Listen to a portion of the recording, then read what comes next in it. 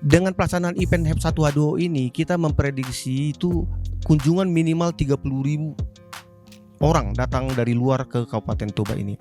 Rakyat ini juga harus diatur, harus juga supaya mengerti bahwa ini bisnis juga, bisnis untuk cari makan kan namanya bisnis. Sistem kerja pemerintah sangat merugikan saya, mengintimidasi. Jika kami terus melawan akan tidak dapat apa-apa. Apa tindak lanjut dari kegiatan ini? Jadi kayak F1 yang di Mandalika ya, bagus sekali, rame. Tapi setelah itu apa yang terjadi?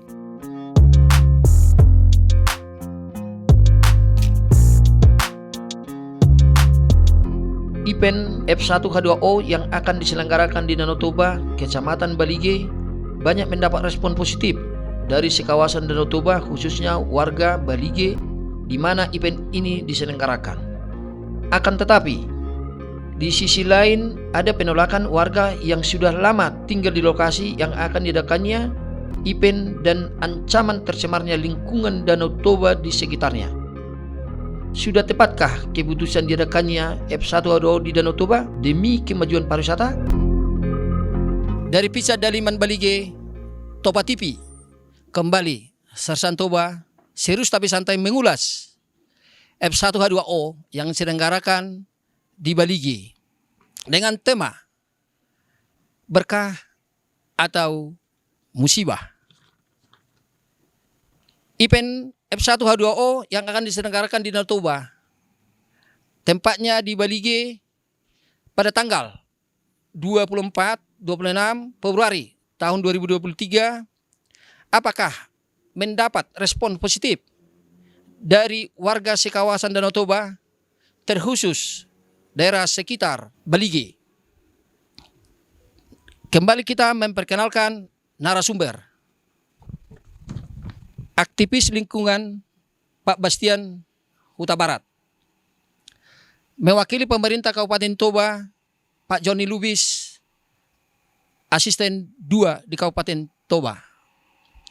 Imelda Nabitupulu yang mewakili aktivis perempuan dan Parhuta, pengusaha. Pak Antoni Hutapea yang datang langsung dari Jerman, yang tinggal di Lagu Boti dan mempunyai program Martabe di Lagu Boti. Sekarang kami tanya dulu Pak Johnny Lubis selaku asisten pemerintahan di Kabupaten Toba ini. Bagaimana persiapan pemerintah terhadap menyambut F1 H2O ini di Kabupaten Toba? Ya, terima kasih Pak Sibarani. Pemerintah saat ini sudah mempersiapkan hal-hal untuk mendukung pelaksanaan F1 H2O. Mungkin lebih kenal masyarakat F1 H2O karena F1 itu di darat, ini di air F1 H2O. Ini sehubungan dengan kunjungan Bapak Presiden Jokowi awal tahun 2001 mempertanyakan event apa yang bisa dilaksanakan di Kabupaten Toba, di Danau Toba. Jadi atas respon itu Pak Bupati kita, Pak Insinyur Poltak Sitorus merespon positif, langsung menawarkan Kabupaten Toba. Panitia dari Italia melakukan survei di beberapa kabupaten, di Samosir, di Tapanuli Utara, di Kabupaten Toba sendiri ada beberapa titik. Ada di Balige di pelabuhan, ada di Lumban Pea, dan beberapa titik. Akhirnya panitia mengambil kesimpulan inilah titik yang pas, lokasi pelabuhan Mulia Raja Balige. Jadi pemerintah pusat telah melakukan signing ceremony untuk menyatakan bahwa event itu resmi disambut baik oleh pemerintah Republik Indonesia. Itu ditantangani bulan kemarin yang dipimpin oleh Bapak Menko Marves, Bapak Luhut Binsar Panjaitan. Jadi untuk itu pemerintah Kabupaten Toba melalui PAPBD 2022 telah mengalokasikan anggaran untuk melakukan sosialisasi, dan kita telah melakukan sosialisasi kepada masyarakat yang terdampak ataupun masyarakat di lingkungan sekitar Pelabuhan Mulia Raja Balige. Telah kita lakukan 5 kali sosialisasi dan kita juga mengalokasikan beberapa anggaran. Contohnya karena di lokasi itu akan dilakukan relokasi warga. Itu ada 26 warga, kakak warga yang harus kita relokasi. Awalnya kita inginkan di lapangan Singamaraja, di pinggirannya, tetapi seiring dengan fungsi lapangan Singamaraja sesuai dengan putusan pengadilan tahun 1954, akhirnya kita tetapkan di lokasi sekarang Pasar Impres Belige. Kita akan membangun di situ rumah warga yang direlokasi dengan ruko berlantai 2 sebanyak 30 unit. Jadi terima kasih Pak terhadap kehadiran F1H2O ini di Kabupaten Toba. Bagaimana pendapat Bapak sebagai pemerhati lingkungan? Saya kira kita harus mengapresiasi apa yang dilakukan Pak Jokowi ya. Rasanya kita harus jujur, selama ada negara ini belum ada pembangunan ke Danau Toba segencar, sehebat apa yang dilakukan Pak Jokowi. Bukan hanya materi dan bangunan fisik, tapi terutama kehadiran beliau ya.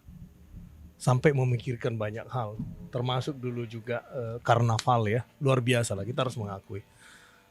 Nah, yang justru sebelum saya bilang mengkhawatirkan, sebenarnya upaya-upaya ini kan saya cukup paham lah bagaimana upaya kerja keras pemerintah supaya daerah ini dikenal. Pasti dong dari seluruh dunia akan datang ke Danau Toba, dan siapa yang nggak senang kalau Danau Toba itu ramai kan. Nah, yang mungkin perlu kita kritisi bersama atau tinjau bersama lah, pikirkan bersama. Jadi kami tidak menolak, tapi sudahkah waktunya? Pasti pembangunan itu akan bagus, tapi kemudian bagaimana dengan warga lokal? Nah, tanah itu kan sebelum negara ini ada tanah Margana Pitupulu ya. Jadi kemarin jujur ada tulang saya yang datang kemari, dia langsung secara emosional mengatakan bahwa mereka akan dipindah, dan saya bilang kan disediakan. Saya dengarnya disediakan tempat. Begitu yang saya dengar, tapi dia bilang enggak, kita hanya ngontrak di sana. Jadi bagaimana perasaan sampai dengan air mata lah dia cerita. Bagaimana kita Margana Pitupulu ini, hula-hulamu ini akan mengontrak di tanah Pitupulu. Wah, tragis juga kan bagaimana menyampaikan itu kan. Jadi saya kira ini terjadi di mana-mana sebenarnya. Karena saya belajar paham bahwa masyarakat yang mungkin penghasilannya dari situ, begitu diminta pindah kan, sangat sakit, sangat berat bagi mereka kan. Nah, saya pikir ini yang perlu dan sebenarnya kalau jujur dulu pemerintah, keberhasilan Pak Jokowi menurut saya waktu di Solo dulu, bagaimana Pak Jokowi mengajak pedagang pindah dengan komunikasi yang cukup panjang, dan itu akhirnya luar biasa berita itu kan. Dan masyarakat mau kok kalau komunikasi. Nah, saya lihat adanya ketidaksetujuan ini karena mungkin komunikasi antara pemerintah dengan masyarakat yang belum ya. Secara prinsip kita bukan mau mertakang atau melawan ya. Jadi saya jujur aja, sebelum juga ada acara F1H2O, saya udah datang ke PU, ke Pak Bupati, bahwa kalau bisa itu bangunan Belanda. Bapak saya lahir tahun 24. Jadi mungkin bangunan itu sekitar tahun 30-an kali. Ada suratnya diserahkan oleh Belanda sebagai ketahanan minyak. Jadi di dalam bangunan itu ada tangki minyak. Ada satu bangunan, dan itu diserahkan oleh tanah Pitupulu karena ibu saya Pitupulu kan. Nah, saya usul kepada pemerintah, bagaimana ada satu bangunan, kita kan senang jalan juga keluar Pak ya. Menarik sekali menurut saya, ada satu lapangan bola atau lapangan apapun, kalau ada kafetaria bangunan model-model Belanda yang menarik, kita akan renovasi gitu. Nah, ketika saya datang ke PU dan ke Pak Bupati juga saya ngomong, Pak Bupati langsung cepat-cepat bilang enggak, itu akan dibuka gitu loh. Agak miris juga, kenapa apa ya harus secara keluarga juga ya kalau memang harus, tapi rasanya di Medan juga Pak Antoni cerita bagaimana Pak Wali Kota Medan justru mempertahankan bangunan-bangunan peninggalan Belanda kolonial kan. Nah, saran saya sih kalau masih bisa ya, kenapa tidak, itu aset. Bukan hanya karena milik kami, sama sekali tidak. Jadi terima kasih Pak. Ada WA masuk ke ibu ini. Ini keluh kesah warga Pak. Ini keluh kesah warga kepada pemerintah. Bagaimana tanggapan Bapak nanti ya? Tolong dibacakan Ibu dulu. Saya akan membacakan WA dari seorang ibu yang tinggal di pinggir danau di bagian pelabuhan itu. Horas Eda, terima kasih untuk undangannya.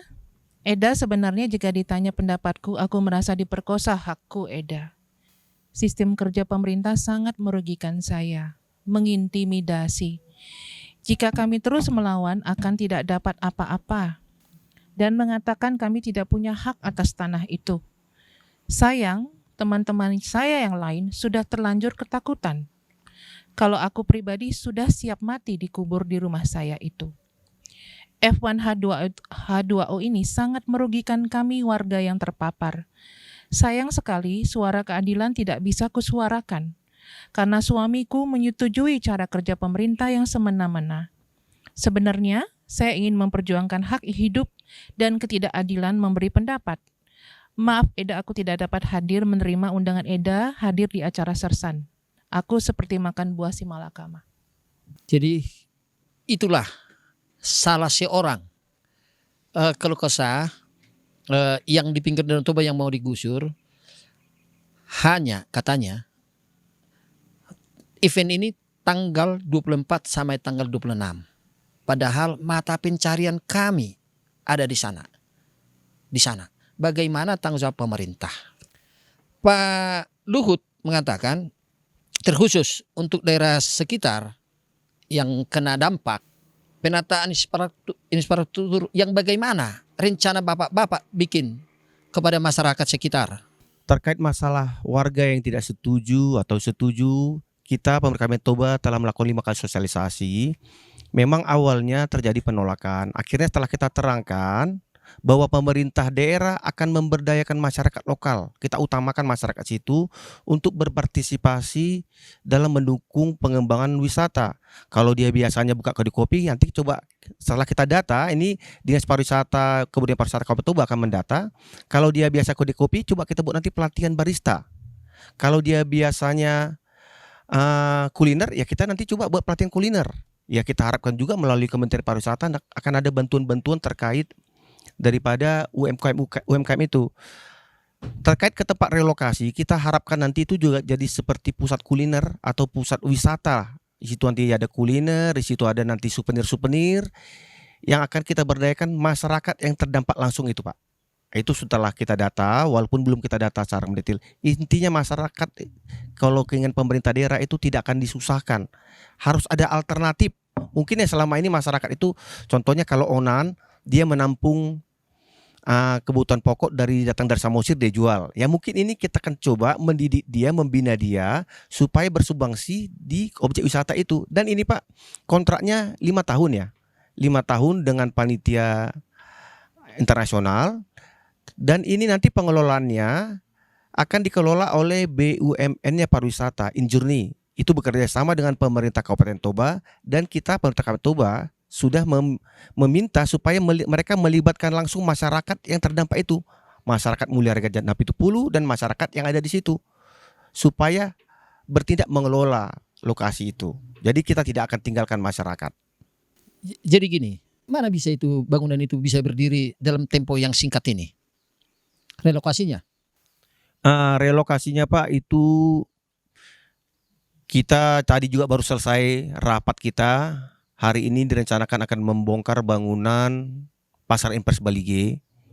Itu kita ada alokasikan dari APBD Kabupaten Toba itu untuk membangun ruko sebanyak 17 unit. Dan kita juga minta dukungan dari perusahaan sekitar yang ada di Kabupaten Toba melalui cesarnya untuk menambah 13 unit lagi. Nah, kita libatkan juga perusahaan-perusahaan biar berperan aktif di pembangunan di Kabupaten Toba.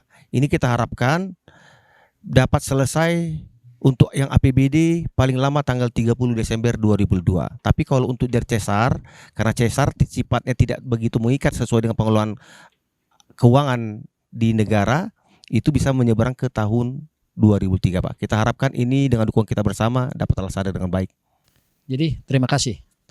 Ibaratnya udah di sini nanti akan banyak orang yang berkunjung. Bagaimana saran Bapak kepada pemerintah? Akan timbulnya nanti masalah-masalah penumpukan sampah dan lain sebagainya. F1 ini kan memang di negara-negara yang luar biasa Pak ya. Kalau saya pribadi sebenarnya bicara Danau Toba itu kan bicara air. Air itu kita familiar dengan mendayung sebenarnya. Alangkah indahnya kalau sebenarnya kita persepakat mengembangkan wisata dayung yang eko, yang mengapa tidak merusak alam gitu loh. Kalau F1 ini menurut saya apapun ceritanya, namanya balap-balapan ada minyak, pasti ada konsekuensinya. Apapun ceritanya, pasti ada konsekuensi dari kegiatan ini kan. Ikan-ikan yang di danau pasti ada terganggu kan. Nah tapi ya sudahlah, kalaupun pemerintah sudah, bagaimana kita meminimalisir sebenarnya resiko-resiko. Dan yang kedua sebenarnya, apa tindak lanjut dari kegiatan ini. Jadi kayak F1 yang di Mandalika ya, bagus sekali, rame. Tapi setelah itu apa yang terjadi? Bang Tigor kan baru pulang ke sana. Karena masyarakat itu ya cerita tadi, begitu acara selesai sudah masuk lagi kerbau, kotoran dan sampah. Karena masyarakat tidak merasa memakai itu. Untuk apa mereka pakai F1? Masyarakat tidak butuh itu. Jadi kalau dari sekarang pemerintah tidak memikirkan itu, no, what next? Setelah acara perhelatan yang luar biasa itu, lalu apa? Bagaimana opung kita yang jual mie gomak, jual bawang itu kemudian jualan kepada orang-orang yang bule, orang-orang yang hebat, selera tinggi itu F1 kan. Bagaimana kira-kira kita mempersiapkan? Kalau kita sih jujur aja ya Pak Herbert ya. Jauh-jauh hari kita kemarin saya ditelepon sama Direktur Danau Toba, benar nggak? Pom bensin kita sudah ada turbo. Nggak masuk akal secara ekonomi, tapi sangat senang mereka. Kita secara pribadi kita udah mempersiapkan diri lah. Tapi bagaimana dengan masyarakat yang lebih banyak ini? Apa upaya kita? Kita harus kerja keras dengan ini. Jangan sampai nanti yang bahaya menurut saya Pak. Sekarang pun sudah terjadi. Jangan sampai kita warga lokal jadi penonton. Ini jadi sorga Pak. Bagi pendatang ini sorga. Bapak lihat Indomaret, Alfamidi, pedagang-pedagang. Saya bukan sentimen lah, tidak. Bagi mereka ini sorga. Luar biasa penghasilan di Bali ini. Tapi bagaimana kemudian dengan tulang saya Nabi Tupulu? Bagaimana dengan keluarga kita yang di daerah ini? Pak Hutapi sih yang sudah pengalaman, sudah mempersiapkan diri, fine.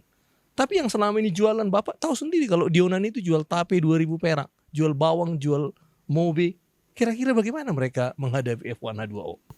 Berarti artinya gini ya, bagaimana kelanjutannya kelak setelah mereka tergusur untuk kehidupan mereka kelak, itu maksud Pak apa?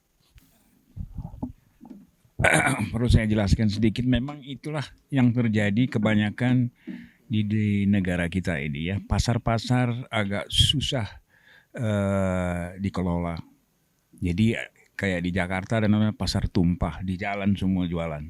Di sini juga gitu, pemerintah kota pun tidak mampu untuk mengapa mereka ini. Jadi saya kira dengan adanya pemerintahan yang solid, yang bisa dengan rakyat atau pengusaha kerjasama untuk membangun suatu pusat pasar atau pasar yang asri lah gitu, tidak di jalan. Memang ada saya lihat di Bali sana, jadi di pasar banyak juga pasar tumpah dari ujung ke ujung. Ya, bagaimana menatanya itu? Ya kan, kalau saya lihat di Jakarta bisa ditata kayak pasar Tebet, pasar Timur, hampir semuanya akhirnya bisa naik ke atas tingkat. Persoalannya adalah undang-undang ataupun peraturan yang dibuat pemerintah daerah, bahwasanya tidak boleh jualan di trotoar, tidak boleh sampah, tidak boleh dikontrol oleh Satpol PP. Satpol PP di ujung sana dia bermarkas. Kalau ada orang jualan tiba-tiba di trotoar, jadi dikasih ya pertama ya teguran, hukuman, bisa denda kan gitu. Jadi memang rakyat ini juga harus diatur, harus juga supaya mengerti bahwa ini bisnis juga, bisnis untuk cari makan kan namanya bisnis. Dengan adanya peraturan atau apa sebenarnya itu juga menguntungkan sebenarnya kedua belah pihak loh. Itu yang saya maksud. Jadi terima kasih. Sebenarnya pemerintah itu harus aktif sekarang, turun ke lapangan, ke masyarakat. Apa sih kemauan mereka? Kira-kira begitu Pak. Jadi mohon tanggapan dari seorang ibu lah dulu. Bagaimana teman-teman ibu-ibu yang di sana? Kalau kami sebagai pengusaha tentunya mendapatkan cipratan keuntungan dari ajang ini, sekelas ini. Tapi sebagai ibu, saya jujur juga merasa kalau saya di posisi ibu yang tadi, saya juga akan mendapatkan pemikiran yang sama. Bagaimana mungkin saya yang sudah lahir dari sana, hidup di sana, hanya karena event yang hanya 3 hari, saya harus merelakan rumah saya di dipindahkan. Lalu yang kedua, bagaimana dengan masyarakat yang edukasinya juga sangat minim? Dia nggak mungkin biasa jual Indomie ataupun jual mie instan ataupun kopi yang 3.000, lalu harus menjadi seorang pengusaha kafe. Rasanya tidak mungkin. Jadi harus ada kreativitas dan terobosan dari pemerintah yang harusnya menjadi orang tua untuk orang-orang sekelas itu tidak termarginalkan terus. Jadi sesuai dengan sila kelima dari Pancasila, keadilan sosial bagi seluruh rakyat Indonesia, saya pikir itu juga harus hadir di Toba dengan sebenar-benarnya, gitu loh. Artinya pemerintah harus hadir di tengah-tengah masyarakat. Iya. Pelatihan-pelatihan nanti akan dibikin oleh Pemkab, ya kan? Jadi tolonglah dijabarkan itu pelatihan dan kapan? Biar jangan apa dulu nanti masyarakat ini. Ya, terima kasih Pak. Tapi awalnya perlu saya terangkan, kita telah berkomunikasi tadi dengan pihak penyelenggara dan juga BUMN. Ini kontrak 5 tahun, dilaksanakan sekali setahun. Tetapi di luar itu, kita juga menginginkan supaya event-event tingkat nasional, tingkat provinsi di luar event F1H2O ini supaya diselenggarakan setiap bulannya.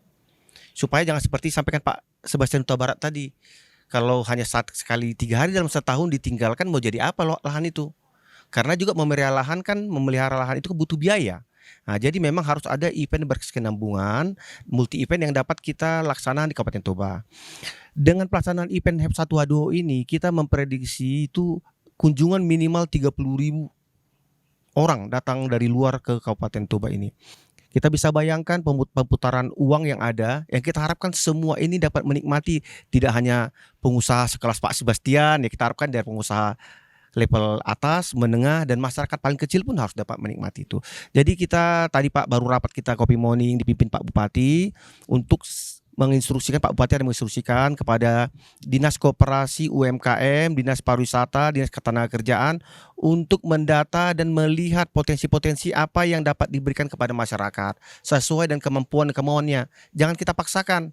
Kalau dia seperti sampaikan Ibu Bun Napitupul tadi, kalau biasanya dia menjual mie gomak, ya mungkin tetap mie gomak, tapi kita buat kemasannya yang lebih baik sesuai dengan standar-standar yang dari luar. Tidak seperti dulu lagi, namanya mie gomak kan pakai tangan, mungkin tidak seperti itu lagi, mungkin harus pakai plastik atau pakai sendok. Saya rasa itunya coba akan didata oleh pemerintah Kabupaten Toba yang akan bekerja sama dengan kementerian terkait untuk pemberdayaan masyarakat itu Pak. Oh gitu, terima kasih. Jadi tadi Pak Bastian sebagai pegiat lingkungan hidup itu tadi sarannya itu sangat bagus itu Pak. Event itu jangan hanya begitu saja. Jadi kalau saran saya kepada pemerintah, aktif sosialisasi kepada masyarakat, karena komunikasi itu yang penting kepada masyarakat yang saya lihat. Pemerintah harus hadir mengakomodir, mengadopsi keinginan masyarakat. Semisal seperti yang dibilang Pak Hutapea tadi, komunikasi itu jarang seperti Pak UTP ini dikasih tanahnya. Karena apa? Mungkin untuk pembangunan, mungkin karena berlebih, ya kan? Orang karena di situ hidupnya dipindahkan dia ke pajak, padahal lahannya yang di sana. Begitu. Jadi kami mohonlah kepada pemerintah, apalagi Pak Bupati, kalau Batak Naraja ini kan sosialisasinya memang harus gencar ini Pak. Jadi kami mohon kepada pemerintah untuk melihat kondisi di lapangan segera, supaya jangan timbul ada masalah yang baru terhadap F1H2O ini. Apalagi ibu yang tadi makan rela dia mati di tempat itu karena apa? Mungkin dari situ hidupnya. Kalau dia dipindahkan ke tempat yang lain, mungkin tidak laku. Jadi tadi pendapat Pak Hutapea itu sangat bagus, mendukung ya. Prinsipnya masyarakat ini mendukung S1H2O ini. Itu prinsipnya mendukung. Tapi janganlah ada masyarakat yang merasa terjolimi. Jadi saya mau tanya. Jadi kebetulan yang daerah yang bermasalah itu hanya di situ aja atau ada lagi tempat-tempat lain? Terima kasih Pak Utapea. Ketepatan lahan yang kita pakai itu ada lahan pemerintah, itu dinas sosial dan dinas kehutanan sudah kita bersihkan. Yang sekarang yang mau kita coba relokasi adalah lahan masyarakat. Nah, itu tadi saya sampaikan ada 26 KK masyarakat yang sudah berdomisili dan berusaha di situ. Memang kita akui, bagi kita bayangkan kita yang sudah lahir di situ, besar di situ harus dipindahkan. Makanya pemerintah Kabupaten Toba sebenarnya memiliki lahan di Lumbanpea. Cuman kita berpikir kalau kita pindahkan ke lahan yang jauh dari lahan dia selama ini mungkin agak susah menyesuaikan diri. Makanya Pak, kita pindahkan dia lahan yang bersebelahan dengan lahan sekarang. Itu di Pasar Impres Balige. Yang kita harapkan ini juga sebagai pusatnya UMKM yang mendukung pariwisata di Pelabuhan Balige itu Pak. Jadi saya dengar dari Bapak bahwa pemerintah udah mengadakan sosialisasi 5 kali terhadap yang berdampak. Kira-kira gimana hasilnya itu Pak? Kalau hasilnya Pak itu update terakhir dari 26 KK, 23 KK sudah setuju dan bertanda tangan untuk menerima biaya kerohiman ganti rugi bangunan ataupun apapun di atas tanahnya itu Pak. Memang belum semua, ada 3 orang kakak lagi yang belum. Nah, tapi secara keseluruhan mereka sudah welcome. Mungkin betul disampaikan Pak Huta Barat tadi, pemerintah Kabupaten Toba kurang lebih masuk ke dalam ke masyarakat untuk menjelaskan secara detail, atau mungkin masyarakat kurang dapat informasi secara detail. Jadi dia ada keraguan-raguan. Nah, itu masukan yang baik Pak untuk kita sikapi ke depan karena ini juga belum terlambat. Kita mungkin perlu sosialisasi karena selama ini sosialisasi yang dilakukan itu hanya dari pihak Dinas PUTR. Nah, kita itu belum ada Koprindak menerangkan ini loh, dari Koprindak akan buat seperti ini. Pariwisata seperti ini, belum sampai ke situ.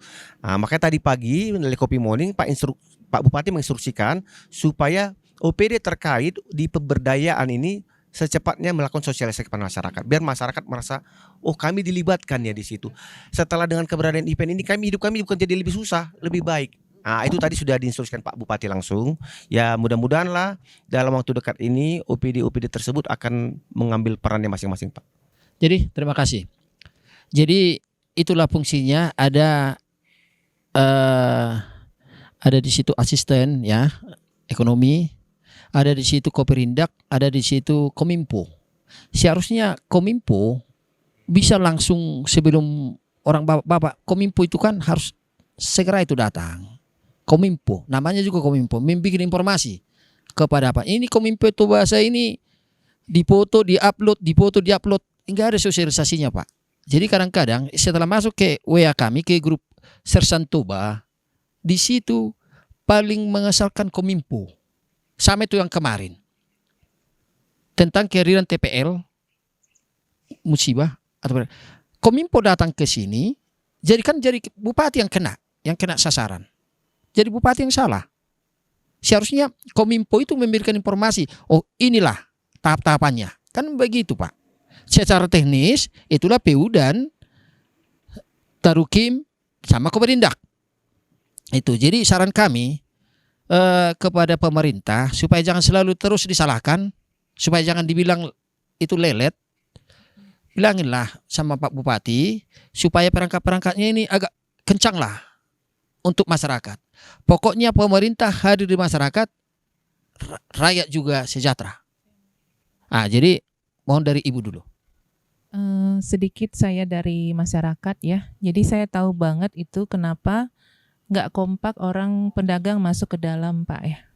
Yang saya tahu dari isu-isu terakhir ini itu karena ada sebagian pedagang yang tidak mau masuk ke dalam. Nah, saya khawatir juga sebenarnya dengan H2O ini karena skala kepercayaan masyarakat terhadap pemerintah termasuk kurang sih sebenarnya. Bagaimana kalau nanti pada acara itu di Februari tahun depan itu masuk pihak-pihak asing yang juga berinvestasi tanpa sosialisasi gitu loh, ya kan? Nah, jadi di sini adalah keberpihakan pemerintah terhadap rakyat itu penting sekali. Jadi bagaimana mungkin orang mau diatur Pak, sementara dia merasa tidak diadil. Bagaimana dengan saya jualan di dalam sepi, sementara teman-teman di luar itu dibiarkan. Nah ini yang selalu terjadi di kabupaten ini Pak. Bagaimana nanti kalau di event ini, H2O ini, itu sekonyong-konyong masuk para pebisnis hebat yang nggak bisa kami kalahkan Pak. Bahkan di tataran kami pun kami kalah gitu loh. Ini yang terus terang saya khawatirkan. Dan saya melihat memang cenderungnya ke arah sana. Jadi keberpihakan orang tua kita sebagai pemerintah ini kan orang tua itu kurang. Nah ini mumpung saya bisa curhat di sini sama Bapak. Tolong Bapak sampaikan kepada teman-teman Bapak bahwa kami ini sebenarnya mau diatur asal adil gitu loh. Jadi tolong dijawab dulu itu Pak. Itu sangat urgent sekali itu Pak.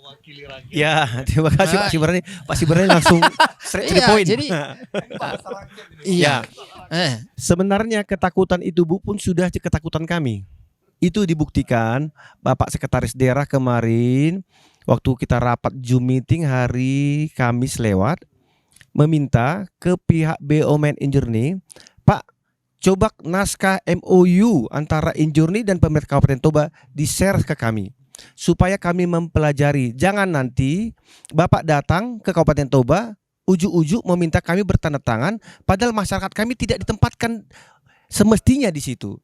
Nah, jadi Pak Sekda di situ menginginkan supaya masyarakat kami itu loh yang dikedepankan. Sesuai dengan porsinya, kita paksakan Pak ya. Tetapi harus dia dikedepankan. Jangan dia jadi penonton di rumah sendiri.